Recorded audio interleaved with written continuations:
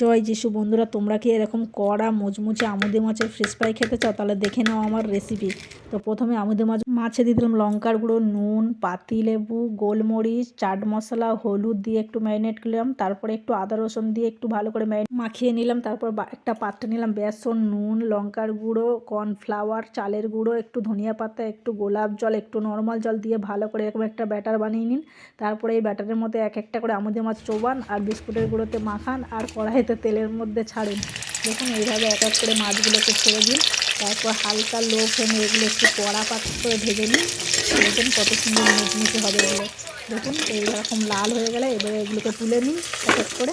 তারপরে আবারও সেমভাবে বাকি মাছগুলোকে আমি ভেজে নেব। দেখুন এইভাবে ভেজে নিন, কত সুন্দর কালার এসছে দেখুন। এরপর উপর থেকে দিয়ে দিলাম একটু চাট মশলা, পাতিলেবুর রস, ধনিয়া পাতা দিয়ে এবার এটাকে পরিবেশন করুন। অপূর্ব খেতে লাগে। আর আপনাদের ভালো লাগলে প্লিজ সাবস্ক্রাইব করুন।